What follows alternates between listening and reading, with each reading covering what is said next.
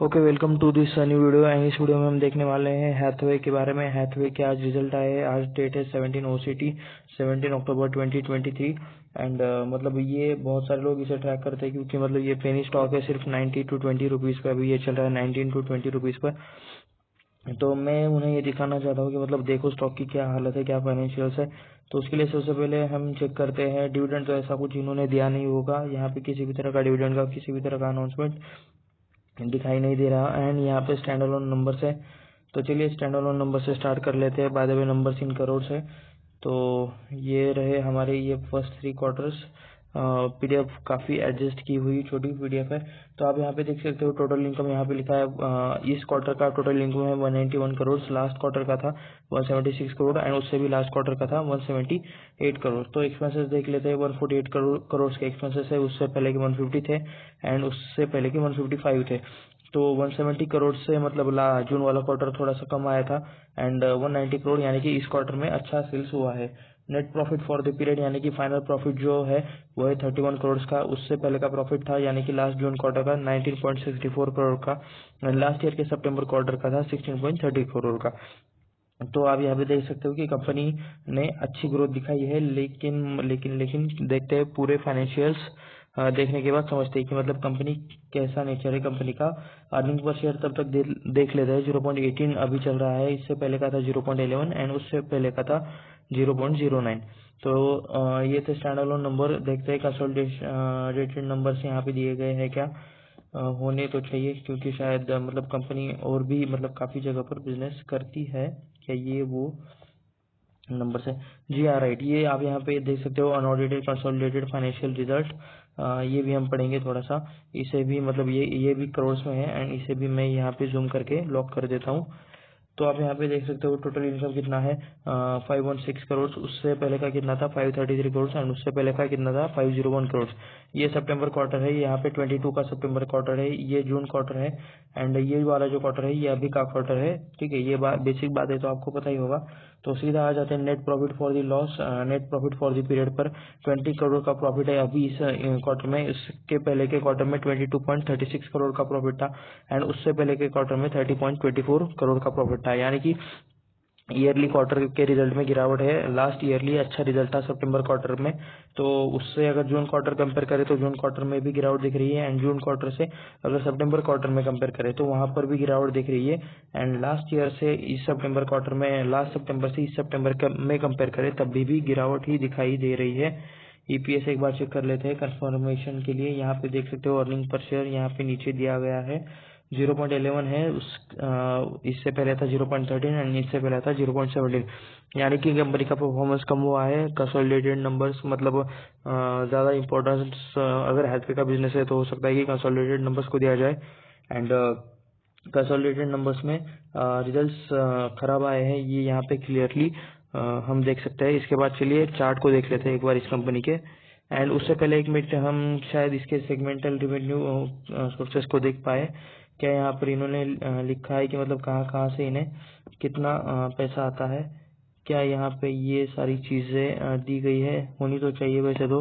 Okay, segment revenue आप यहाँ पे देख सकते हो। ठीक है, हमें एटलीस्ट मतलब जो कुछ मिला है वही देख लेते हैं। ब्रॉडबैंड बिजनेस से मतलब इनको यहाँ से पैसा आता है इतना। केबल टेलीविजन बिजनेस से भी पैसा आता है। इंटर सेगमेंट रेवेन्यू है। तो ये अप्रोक्स दो ही सेगमेंट है जहाँ से मतलब इसे पैसा आता है इस कंपनी को। चलिए तो फिर चार्ट्स देख लेते हैं एक बार। तो ये है एक मंथ के टाइम फ्रेम के ऊपर का चार्ट। आप यहाँ पे क्लियरली देख सकते हो। यहाँ पे 1 मंथ लिखा है एंड इसका हाई आप यहाँ पे देख सकते हो। इसके अप्रोक्स था जो कि 80 रुपीज के अप्रोक्स था जो 2014-15 के पास में हुआ होगा। एंड वहाँ उसके बाद कंपनी कंटिन्यूसली गिरते जा रही है। ये आप यहाँ पे क्लियरली डाउनफॉल देख सकते हो। एंड मतलब कंपनी का बिजनेस भी ऐसा है कि मतलब जो अभी सेटअप बॉक्स एंड डिश पर मतलब कन्वर्ट हो रहे हैं तो क्यों मतलब हैथवे की केबल सर्विसेज वो लोग क्यों यूज करेंगे। तो सिंपली मतलब ऐसा बिजनेस है। एंड यहाँ पे देख सकते हो कि मतलब कंपनी लास्ट 7-8 सालों से कंटिन्यूसली नीचे जाते हुए दिखाई दे रही है। एक बार 1 डे का टाइम फ्रेम पर भी हम इस चार्ट को देख लेते हैं। तो आप यहाँ पे देख सकते हो 20 रुपीज का ये स्टॉक है, जो कि मतलब लिटरली अभी पेनी स्टॉक बन चुका है। एंड मतलब ऐसा नहीं लगता कि मतलब इसमें ज्यादा कुछ फ्यूचर है, क्योंकि ये जो सेक्टर है इसका फ्यूचर अभी मतलब ये नहीं है, सेटअप बॉक्स या फिर मतलब केबल जैसा इसका फ्यूचर नहीं है। तो हो सकता है कि मतलब इनका बिजनेस आने वाले टाइम में और थोड़ा सा डाउन हो जाए। बाय द वे किसी भी तरह का बाय और सेल करने का रिकमेंडेशन नहीं है। आपको जो कुछ भी डिसीजन लेना है ये आप आपके फाइनेंशियल एडवाइजर से पूछ कर ले लें। एंड आप खुद रिसर्च करें, खुद पढ़ाई करें, एंड उसके बाद ही आप जो कुछ आपका डिसीजन लेना है बाय सेल का वो ले लें। हम आपके मतलब किसी भी तरह आपके बाय सेल के लिए किसी भी तरह से हम जिम्मेदार नहीं रहेंगे, ना ही कोई और जिम्मेदार रहेगा, आप खुद ही आपके लिए जिम्मेदार रहता है। तो ये एक मेरी तरफ से डिस्क्लेमर था। ये वीडियो सिर्फ रिसर्च एंड एजुकेशनल पर्पज के लिए है। तो चार्ट हो गया देखकर, हम देखते हैं अभी कुछ फाइनेंशियल्स इस स्टॉक से रिलेटेड। तो हम आ चुके हैं अभी स्क्रीनर के वेबसाइट पर। एंड हम यहाँ पे देख सकते हो कि आप यहाँ पे देख सकते हो कि हैथवे केबल्स एंड डाटाकॉम, यहाँ पे कंपनी का नाम लिखा है, यहाँ पे प्राइस लिखा है। मार्केट कैप देख सकते हो, स्मॉल कैप कंपनी है, 3540 करोड़ का मार्केट कैप है। करंट प्राइस 20 रुपीज, हाई 22 का है, लो 12 का है, फेस वैल्यू 2 का है, बुक वैल्यू 23 का है, यानी कि बुक वैल्यू से भी नीचे अभी ये स्टॉक ट्रेड कर रहा है। 1.55% का आरओई एंड आरओसी है 2.15% का। तो देख सकते हो इसका बिजनेस क्या है, ये क्या करते हैं, engage in distribution of internet service through cables and है static entities engage in cable television business. तो क्या आप मुझे बता सकते हो कि ये लोग क्या करते हैं, इनका बिजनेस क्या है। केबल्स के जरिए ये लोग इंटरनेट सर्विस प्रोवाइड करते हैं। तो इनके लिए मतलब अभी आज के टाइम पे कंपटीशन कौन कौन है, जियो फाइबर कंपटीशन है, एयरटेल फाइबर कंपटीशन है, इसके अलावा टेस्ला मतलब सेटेलाइट से नेट प्रोवाइड करने वाला है। तो इतने बड़े बड़े प्लेयर्स अगर इस सेक्टर में उतर रहे हैं, तो क्या आपको लगता है कि मतलब ये कंपनी केबल्स के जरिए मतलब इसमें यहाँ पे टिकी रहेंगी। तो इसी वजह से इनका बिजनेस कम कम होता हुआ जा रहा है। चार्ट हमने ऑलरेडी देख लिया है। एंड आप यहाँ पे प्रोज एंड कॉन्स देख सकते हो। कॉन्स में मतलब क्या क्या लिखा है, company reporting repeated profit, it's not paying out dividend, ठीक है डिविडेंड नहीं दे रहे हैं। Delivering poor sales growth over past 5 years, यानी कि लास्ट कुछ 5 सालों से कंपनी का जो सेल्स है वो ग्रोथ कम होता जा रहा है। लास्ट 3 ईयर्स में रिटर्न ऑन इक्विटी मतलब कम है। And included other income of 150 crore, other income यानी कि जो मेन बिजनेस से इनकम आता है वो इनकम छोड़कर किसी और तरह का इनकम, जैसे कि किसी कोई लैंड बेच दी, कोई मशीनरी बेच दी प्लांट की आपके, या फिर बिजनेस रिलेटेड, तो वहां से जो इनकम आया है वो अदर इनकम आप कह सकते हो। एंड लास्ट 3 सालों में कंपनी ने अच्छा परफॉर्मेंस नहीं किया है, कंपनी के शेयर ने, ये यहाँ पे पॉइंट लिखा हुआ है। कंपनी ऑलमोस्ट डे फ्री, किसी भी तरह का डे नहीं है। स्टॉक ट्रेडिंग है 0.84% times of its book value, यानी कि स्टॉक अभी उसके बुक वैल्यूज को भी मैच नहीं कर पाया, उससे भी नीचे ही ये अभी काम कर रहा है। पेयर कंपैरिजन में आप यहाँ पे देख सकते हो, एंटरटेनमेंट में आ रहा है ये, लेकिन अगर ये इंटरनेट प्रोवाइड करता है तो ये एंटरटेनमेंट में कैसे आएगा। फिर भी देखते हैं, मतलब हैथवे शायद पहले नाम था कुछ एंटरटेनमेंट में, लेकिन अभी तो आई डोंट थिंक कि मतलब इनके साथ कंपैरिजन होगा। तो इसमें से मुझे कोई भी स्टॉक पसंद नहीं है एक्चुअली, अगर इन्वेस्टमेंट के लिए देखा जाए तो। सबसे बड़ी कंपनी है इसमें सन टीवी, जिसका मार्केट कैप है 25,317 करोड़। एंड हैथवे का मार्केट कैप है 3,540 करोड़। एंड अगर पी देखा जाए तो 58 चल रहा है अभी हैथवे का। सबसे ज्यादा चल रहा है जी एंटरटेनमेंट का पी। एंड उसके बाद 50 चल रहा है टिप्स का, एंड 58 है हैथवे का, यानी कि सेकंड नंबर पर। ओके, टीवी 18 ब्रॉडकास्ट का भी 73 चल रहा है। तो ठीक है, पी तो ये पी के हिसाब से तो मतलब वैल्यूएशन फेयर लग रहा है, लेकिन फिर भी इस स्टॉक में मैं कभी भी इन्वेस्ट नहीं करूंगा, हैथवे केबल्स में या फिर इन यहाँ पे भी मतलब एंटरटेनमेंट सेक्टर में। ये मुझे मतलब ऐसा कुछ ज्यादा रिटर्न देने वाले स्टॉक नहीं लगते। क्वार्टरली रिजल्ट एक बार आप यहाँ पे देख सकते हो।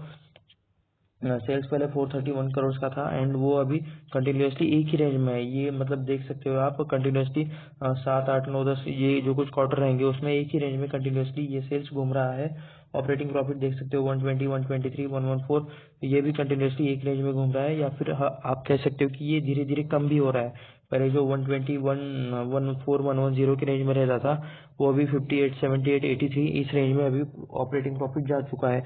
तो इसके बाद देख लेते हैं नेट प्रॉफिट, पहले 52, 63, एंड अब ये प्रॉफिट जा चुका है -15, 22, 20, यानी कि आप यहाँ पे क्वार्टरली रिजल्ट में इजीली देख सकते हो कि कंपनी का बिजनेस कम होता हुआ जा रहा है। तो इस हिसाब से प्रॉफिट लॉस स्टेटमेंट के बारे में आप पता लगा सकते हो कि मतलब ये भी रिजल्ट सेम उसी तरह से बिहेव करेंगे। सेल्स था मार्च 2012 में 1012 करोड़ का, एंड जो अभी मार्च 2023 में यानी कि एग्जैक्ट 11 ईयर्स के बाद 1858 हो चुका है, यानी कि मतलब थोड़ा सा ग्रोथ है, लेकिन ये बहुत स्लो वाला ग्रोथ है। सेल्स कंटिन्यूसली बढ़े, बीच में मार्च 2015 में बहुत अच्छे खासे बढ़े थे, लेकिन फिर से कम हो गए, 1832 से 1137 हो गए थे। तो यहाँ पे आप वोलेटिलिटी देख सकते हो, फिर से 1798 हो गए, फिर से 17, फिर से, एंड अभी मतलब कंटिन्यू 1858 के या फिर 17 के रेंज में चल रहे हैं। डायरेक्टली नेट प्रॉफिट देख लेते हैं, पहले माइनस में थी, फिर 41 करोड़ प्रॉफिट, फिर माइनस 120, फिर माइनस माइनस माइनस, देख सकते हो कंटिन्यू माइनस है। कहाँ तक यहाँ पे माइनस है, मार्च 2019 तक कंपनी ने कंटिन्यू लॉस दिखाया है। उसके बाद 105 का प्रॉफिट, उसके बाद अचानक से 253 का प्रॉफिट, उसके बाद फिर से प्रॉफिट कम हो गया, फिर से आधा हो गया, एंड अभी उसी रेंज में घूम रहा है। यानी कि कंप्लीट वोलेटिलिटी देख सकते हो आप, कभी बिजनेस बहुत ज्यादा हो जाता है तो कभी बहुत कम हो जाता है, डायरेक्टली कंपनी लॉस में चली जाती है। तो इसीलिए स्टॉक में ऐसे स्टॉक से दूर रहना ही मतलब बहुत ज्यादा अच्छा रहता है। रिजर्व्स आप देख सकते हो कंपनी के, यहाँ पे रिजर्व है 660 करोड़ से, यहाँ पे रिजर्व थोड़े बहुत बढ़ते घटते यहाँ पे 3873 पर आ चुका है, लेकिन फिर भी मतलब इस कंपनी में मुझे बिल्कुल भी भरोसा नहीं है।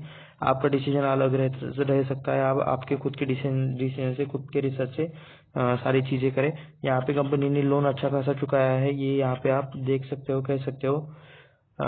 ठीक है, लोन मतलब अभी बहुत कम है, लोन कंपनी ने अच्छा खासा चुकाया है। हम ऊपर भी देख रहे थे कि मतलब boring net debt free company है, शायद ऐसा कुछ ऊपर लिखा था। शेयर होल्डिंग पैटर्न हम देखने वाले हैं।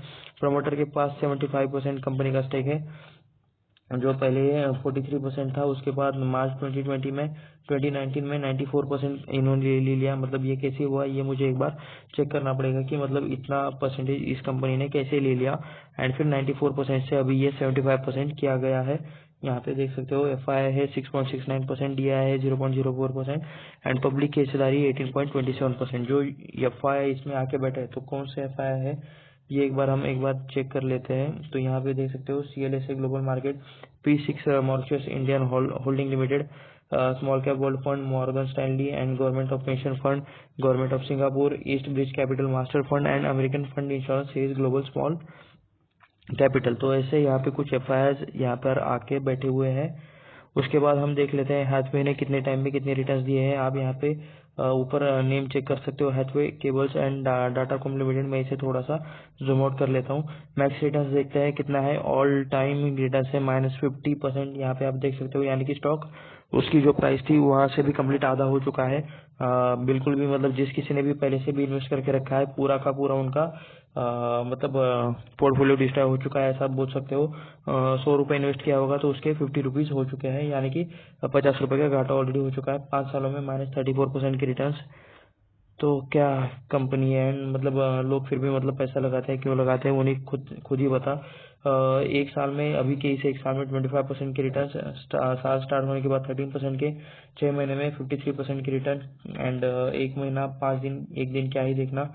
तो ये आप यहाँ पे इसका डेटा देख सकते हो। उसके बाद आ जाते हैं वेबसाइट पर, तो वेबसाइट पर आप यहाँ पे देख सकते हो कि ऐसी इनकी वेबसाइट है। यहाँ पे आप देख सकते हो entertainment energy digital cable TV, यहाँ पे ये लोग प्रोवाइड करता है। एंड उसके बाद जो मतलब डिजिटल सर्विसेज थे, okay, quick link, digital cable TV, broadband की सेवाएं भी आप यहाँ पे इनसे ले सकते हैं।